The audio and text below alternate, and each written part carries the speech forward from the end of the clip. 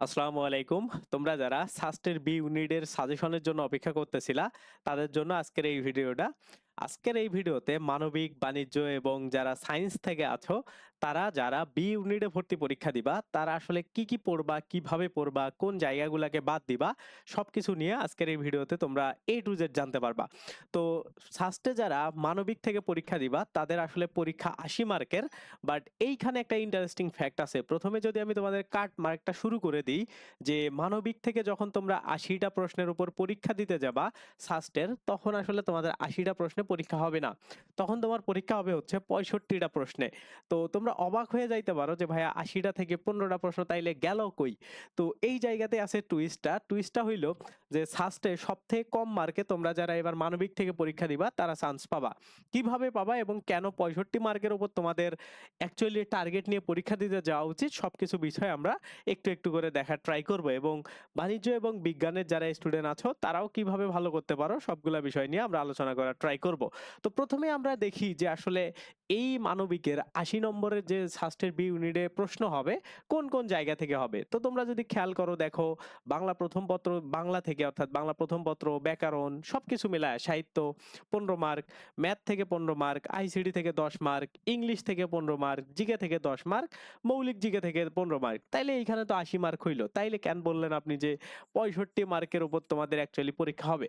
তো তোমরা যদি খেয়াল করে দেখো, সায়েন্সের যত কঠিন প্রশ্ন আছে বা যে কোনো জায়গার যত কঠিন প্রশ্নগুলা করা হয়েছে সাস্টের, সেগুলো কোন রিলেটেড? ম্যাথ এবং ফিজিক্স রিলেটেড।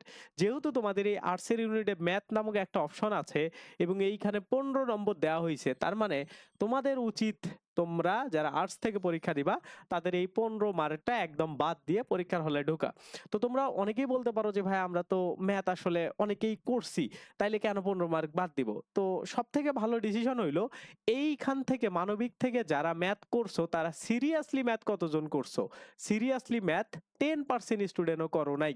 তার মানে যদি আমরা খেয়াল করি যতগুলো অ্যাডমিশন টেস্ট ক্যান্ডিডেট সাস্টের বি ইউনিটের জন্য পরীক্ষা দিচ্ছে মানবিকের, তাদের 95% স্টুডেন্ট হচ্ছে ম্যাথ না করেই পরীক্ষার হলে যাবে এবং যে 5% করছে তারাও সিরিয়াসলি ম্যাথ করে নাই। কিছু না কিছু অংশ কোনো না কোনো জায়গা বাকি আছে। ১-২% যারা পোলাপান আছে তাদের হিসাব একদমই আলাদা। তারা ম্যাথ করছিল জাহাঙ্গীরনগরের জন্য, সেইটা তাদের ওইখানে গিয়ে কাজে দিবে। বাট ১০০% কাজে দিবে না। তুমি যত বড়ই ভালো ম্যাথ পারো না কেন আর্টসের স্টুডেন্ট, তুমি এই জায়গা থেকে 50% মার্ক মানে ৭ এর বেশি মার্ক, 50% এর বেশি মার্ক কখনোই তুলতে পারবা না যদি তুমি ম্যাথে এক্সপার্ট হও। এই জন্যই আমরা প্রথমে বাদ দিয়ে দিছি ১৫ মার্ক এবং এই জায়গাতে আমরা ৬৫ মার্ক প্রথমেই করে ফেলছি। তার মানে কি তোমাদের ৬৫ মার্কের উপর ধরো পরীক্ষা হবে এবং কোন কোন সাবজেক্টে? বাংলার ১৫, আইসিডি ১০, ইংলিশের ১৫, জিকের ১৫ এবং মৌলিক জিকে থেকে ১৫, তাই না? এখন এই ৬৫ মার্কের মধ্যে চান্স মার্ক কেমন হবে? তো তোমাদের যদি আমি একটু মানে ধারণা দেই তোমাদের কঠিন, কঠিন প্রশ্ন কোন, কোন জায়গাগুলা থেকে হবে। তো তোমরা যদি একটা বিষয় খেয়াল করো, এই যে মৌলিক জিকে রিলেটেড যে বিষয়গুলো আছে, এইগুলাতে কোন, কোন সাবজেক্টগুলো আছে? যেমন ধরো তোমাদের ইতিহাস, পৌরনীতি, অর্থনীতি, ভূগোল এই সাবজেক্টগুলো আছে, তাই না? তো এই যে মৌলিক জিকের যে ১৫ মার্ক তোমাদের আছে, এইখান থেকেও তোমরা অনেক বেশি মার্ক এইখান থেকেও ধরা খাবা। মানে এইখানেও তোমরা প্রায় দেখা গেল যে ১৫ এর মধ্যে ৭ থেকে ৮ মার্ক তোমরা হাইয়েস্ট পাইতে পারো। তো আমরা যদি একটু হিসাব করি যে কেমন মার্ক তাইলে তোমাদের আসতেছে, দেখো এইখান থেকে ৭-৮ মার্ক, এই জিকে ১০টা থেকে ধরো জিকে গুলো একটু সহজ আছে, ধরো এইখান থেকে ৮ পাইলা তোমরা অনেক ভালো পারো। এই মানে তুমি যদি খুবই ভালো হও ইংলিশ থেকে তুমি ১০ পাবা। তারপরে ধরো তুমি আইসিডি থেকে ১০ এর মধ্যে ৬ বা ৭ নাম্বার পাবা, কারণ আইসিডি তেও তারা কিছু না কিছু প্যাচ ঢোকাবে। এবং বাংলার ১৫ মার্ক থেকে তুমি ধরো ১২ মার্ক পেয়ে গেলা। এইটা হচ্ছে সবথেকে টপ মার্ক যার হবে। তাহলে তুমি একটু হিসাব করো, এইখানে ১২, ১০, ২২ আর ৮ ৩০, ৩০ আর ধরো এইখান থেকে ৮, তাইলে ৮ ৭ ধরো এইখান থেকে ১৫, তাইলে ৪৫ মার্ক হচ্ছে তোমাদের চান্স মার্ক। তার মানে হিসাব করে দেখো টোটাল তোমাদের ৮০ মার্কের পরীক্ষা হচ্ছে এই জায়গা থেকে ৪৫ মার্ক যদি তুমি পাও, তাইলে তুমি কি করবা? চান্স না, তুমি হচ্ছে টপ করবা। এইটা ঠিক আছে। আর ম্যাথ থেকে ধরো আরো ২-১ মার্ক বেড়ে গেল। তার মানে ধরো ৪৫ থেকে ৫০ মার্ক যারা পাবা ৮০ র মধ্যে, তারা সাস্টে টপ করবা। ঠিক আছে, এইটা হচ্ছে প্রথম একটা ফ্যাক্ট। তাইলে সাস্টে যখন পরীক্ষা দিতে যাচ্ছ, এক্সপেকটেশন লেভেলটা তোমার যাতে এই রকম থাকে যে তুমি হাইয়েস্ট 50 মার্ক তোলার পরীক্ষা দিবা, এর বেশি তোমার আসলে এক্সপেক্ট করা উচিত না। এবং বোঝাই যাচ্ছে প্রশ্নের লেভেলটা কেমন কঠিন হবে। ওকে, যখন তোমার আর্টসের প্রশ্নের মধ্যে ম্যাথ থাকবে, দেখবা আইসিডির কিছু কঠিন কঠিন জটিল জিনিস দিছে, মৌলিক জিকে থেকে আবার কিছু কঠিন জিনিস অ্যাড করা হয়েছে, তখন তোমায় অলরেডি তুমি কনফিউশনে, অলরেডি তুমি কনফিডেন্স হারায় ফেলবা। তো এই হচ্ছে তোমাদের মানবিকের জন্য একটা কাটমার্ক আমি তোমাকে প্রথমে বুঝাই দিলাম। এখন তোমরা বলতে পারো যে ভাই একটু তাইলে সাজেশন দেন, আমরা কি কিভাবে পড়বো। তো তোমাকে যদি আমি প্রত্যেকটা সাবজেক্ট ধরে ধরে সাজেশন দিই, তাইলে তুমি ভালো বুঝতে পারবা। দেখো, বাংলা থেকে যখন তুমি পড়বা, বাংলার সাজেশনের ক্ষেত্রে আমি সবসময় বলবো যে ব্যাকরণ কেন্দ্রিক পড়াশোনা করো। ব্যাকরণ, ব্যাকরণ কেন্দ্রিক। ব্যাকরণ কেন্দ্রিক কেন? কারণ বাংলা প্রথম পত্র থেকে যে প্রশ্নগুলো হবে সেগুলা তুমি ইজিলি পারবা। ব্যাকরণ কেন্দ্রিক প্রশ্নগুলা তোমাকে আটকায় দিবে, এবং এর সাথে যে মেমোরাইজিং পার্টগুলো আছে, মুখস্থ অংশগুলো আছে, এইগুলা খুবই ভালো করে পড়া লাগবে। তার মানে মুখস্থ অংশ এবং ব্যাকরণ থেকে সব থেকে ভালো করতে পারলে তুমি এইখান থেকে 10-12 মার্ক উঠাইতে পারবা 15-র মধ্যে। নাইলে তুমি আরো খারাপ করবে, এই জায়গা থেকে আরো মার্ক তোমার ডাউন হবে। এরপরে দেখো আইসিডি। আইসিডিটা তোমাদের বিশেষ করে তৃতীয় অধ্যায় এবং পঞ্চম অধ্যায়, এই দুইটা চ্যাপ্টার খুবই ভালো করে জানা লাগবে, কারণ সাস্ট এই দুইটা চ্যাপ্টারকে বেশ ভালো টার্গেট করতে পারে। এবং প্রথম এবং দ্বিতীয় চ্যাপ্টার কিন্তু খুবই সহজ চ্যাপ্টার না। এইগুলাতে মুখস্থ অ্যাবিলিটি যাদের খারাপ, তারা কিন্তু এই জায়গা থেকে মার্ক উঠাইতে পারবে না। তার মানে তুমি আইসিডিটাকে, এইচএসসি এর যে মানে বইটা আছে ওইটাকেই খুবই সুন্দরভাবে পড়ো, এবং প্রয়োজনে এক্সট্রা বই বলতে পারো। এক্সট্রা বই বলতে ধরো তোমার আগে যে বইগুলো পড়া আছে, যেমন তোমরা মাহবুবুর রহমানের বই পড়তে পারো, আরো অক্ষরপত্রের বই পড়তে পারো, অর্থাৎ বোর্ড বই বাদ দিয়েও অন্যান্য আইসিডির বই আছে, সেইগুলা থেকে তোমাদের প্রশ্ন চলে আসবে।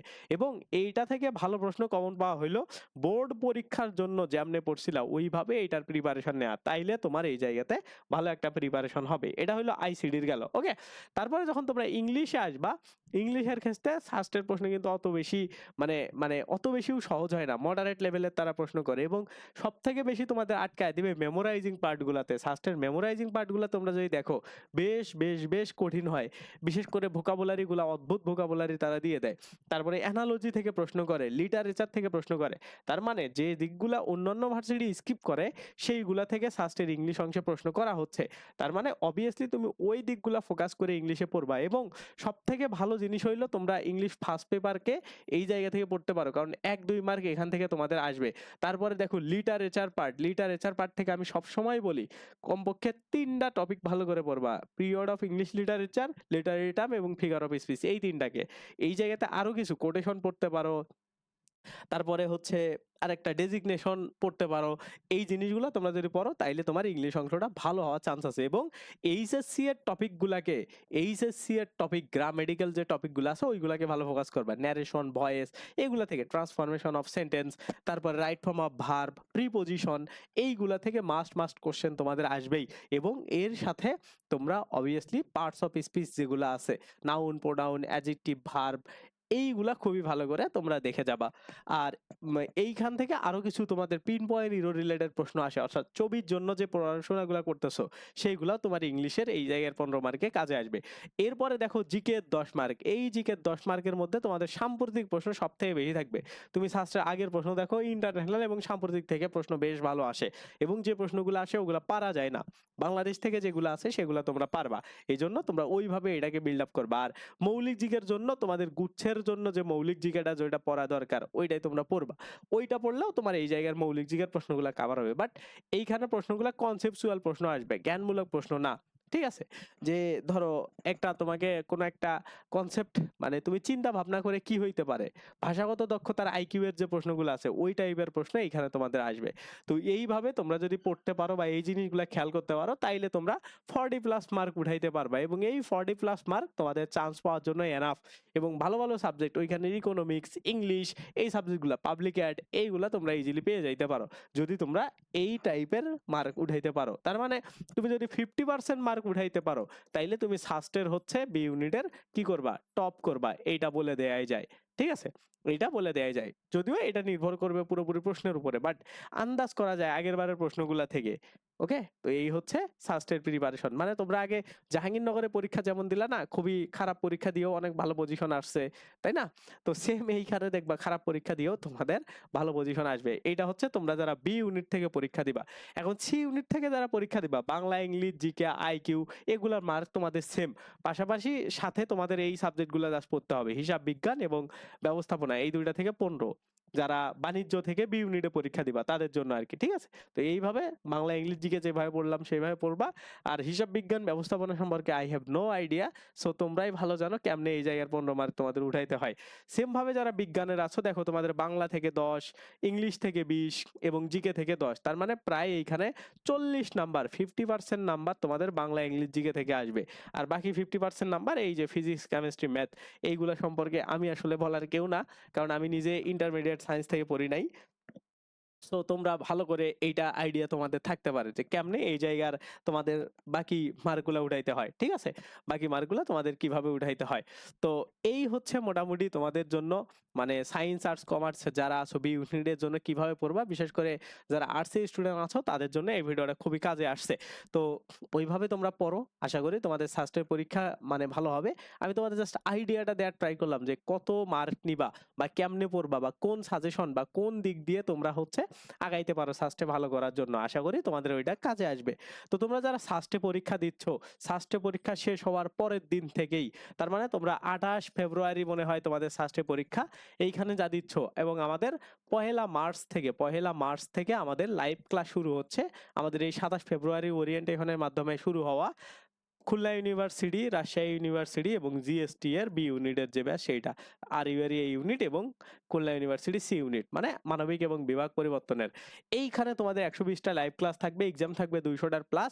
তোমরা যারা চাও তারা ভর্তি হইতে পারো এবং সলিড একটা প্রিপারেশন তোমরা যদি নিতে চাও এই ৩টা বিশ্ববিদ্যালয়কে টার্গেট করে, তাহলে আমি মনে করি তোমাদের জন্য বেস্ট একটা ব্যাচ হবে। এইখানে ক্লাসগুলো হবে ফেসবুক গ্রুপ লাইভ, ওকে? প্লাস তোমাদের হচ্ছে জুম লাইভ, যেটা সবথেকে বেশি ইম্পর্টেন্ট। জুমে মানে লাইভ হবে।